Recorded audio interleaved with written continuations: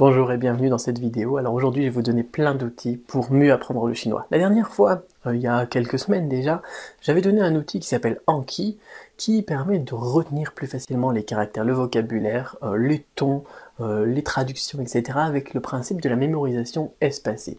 Et alors pour beaucoup, ça a été une surprise. Alors une bonne surprise, bien évidemment, mais c'est une surprise parce qu'ils n'avaient jamais entendu parler de ce logiciel.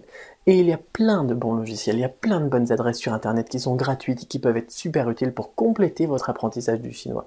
Par exemple, le dictionnaire Pleco sur Android, sur iPhone, sur iPad, sur tout ce qui est tablette et compagnie. C'est une mine d'informations.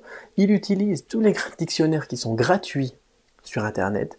Par exemple, le dictionnaire que Chine Information utilise avec plus de 200 000 entrées, les dictionnaires allemands que l'on peut retrouver aussi sur Randedict, etc. Tout est téléchargeable donc, dans l'application et vous pouvez parfaire vos connaissances, retrouver des définitions facilement. En plus, on peut même tracer les traits avec les doigts sur l'écran. Ça permet, si on ne connaît pas l'ordre des traits ou si on ne connaît pas le pinyin d'un caractère, la dernière fois j'ai fait une vidéo sur le dictionnaire, de retrouver le caractère facilement. Vous avez aussi des adresses de sites web avec donc des dictionnaires.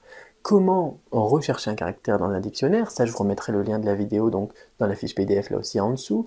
Comment ensuite, où trouver des bons dictionnaires? Comment trouver l'étymologie des caractères pour mieux les retenir? Si ça vous intéresse l'étymologie, moi c'est quelque chose qui me passionne.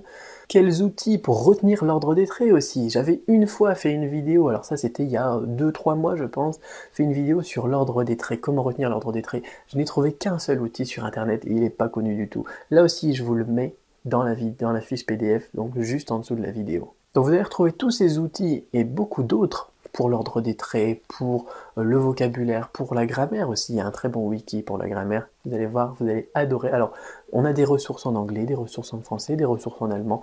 J'ai essayé de mettre un maximum de ressources en français ou traduisibles en français, pas avec la traduction Google, hein, mais avec des variantes donc, du site qui existent en français pour que ce soit plus facile. Mais il ne faut pas négliger bien évidemment les sources anglophones qui sont vraiment très pointues et très avancées. Donc là-dessus, je vous invite à retrouver tout ça tout de suite, juste en dessous de la vidéo, donc dans la fiche pratique. À tout de suite de l'autre côté.